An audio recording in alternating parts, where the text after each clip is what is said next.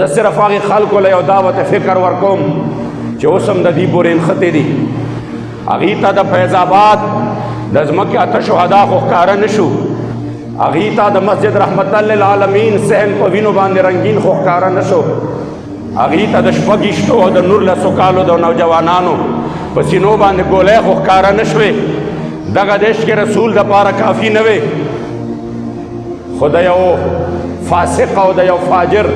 د یو اعلان فاسق او فاجر د مدینې منورې خپې ابلخپې ورته ښکاره شوې. هغې ته د نوجوانانو سینې چې په ګولو باندې غلبیل شوې، په وینو باندې رنګینې شوې، هغه ورته ښکاره نه شوې، خو د کعبې دروازه ورته ښکاره شوه چې وګوره فلاني ته د کعبې دروازه کولو شوه. هغې ته په زرګونو علما او صلحا په جیلونو کې بند یقین وکړئ د 10 نه زیات واقعات وشو چې د چا والد وفات شوی دی، د چا والده وفات شوې ده، او هغه غریب په جیل کې دننه دی، محض د جنازې دپاره چېرته څو کسانو ته یو 2 غنټې اجازت میلو شوی دی. چاته دا ظلمونه خو ښکاره نه شو، خو دا ورته ښکاره شو چې وګوره د فلاني دپاره خو چې مدینې منورې د روضې مبارکې دروازه کولو شوې ده. ما که دا دلیل د دې خبرې وي د کعبې مبارکې همدارنګې چې کوم دی دا تاریخ پرېږده چې د دنیا به مونږ چې څومره ډاکوان حکومتونه کړي دي چې تم ورته ډاکو وې، چې څومره غلو حکومتونه کړي دي، هغې ټولو ته د کعبې دروازه کولو شوې ده. هغې ټول چې مدینې منورې ته راغلي دي، روضې ته ورغلي دي، خو د داسې خلکو دپاره به باباجي مبارک یو شعر وې، زه به په هغې باندې ختمه کړم. بد نصیب ہے جو قرار تک نہ پہنچے، در یار تک تو پہنچے دل یار تک نہ پہنچے. دغه بد نصیبي ده چې څوک د حضور د در پورې خو ورسېدل، د حضور علیه السلام د در پورې، خو زما د جانان په زړه مبارک کې د هغوی دپاره ځای نشته،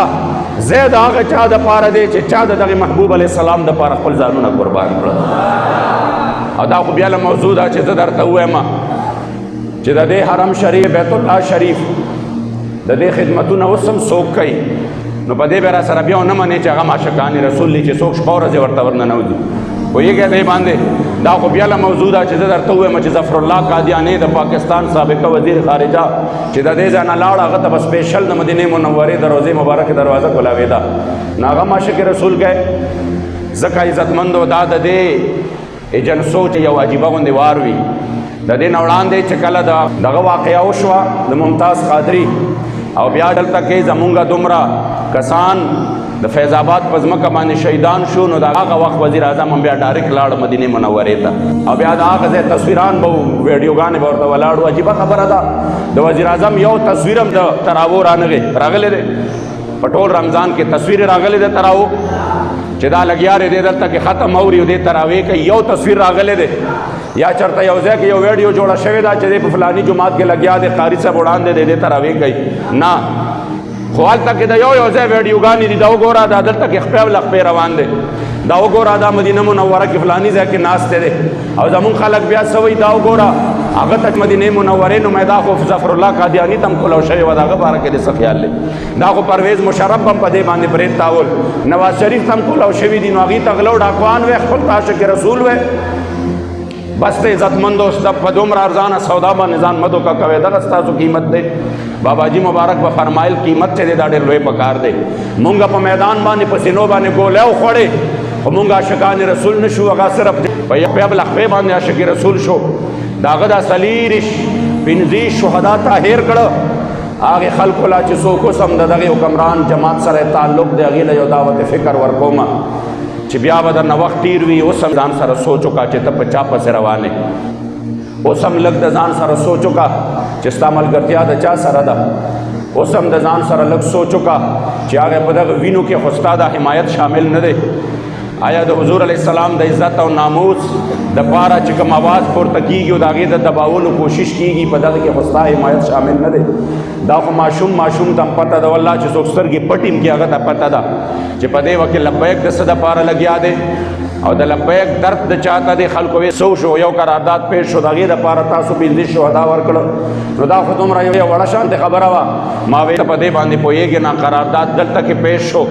په 2 ورځو کې دننه د یهودو درد شو، هغې ټول یهودیان راغونډ شو، عیسایان راغونډ شو.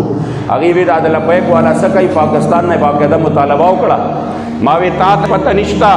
خدا تپوس دا غي نو کا چې په یو قرارداد باندې غي تکم تکلیف ملو شوی دی زکه عزت مندو زننم تاسو له دا دعوت در کوم چې په دې قافله د عظمت کې موږ سره شرکت وکړي ان شاء الله تعالی دنیا بم خوي آخرت بم خوي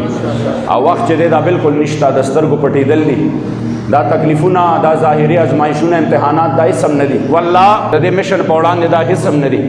زه درته اوسم وایم چې د دې نه به سخت راځي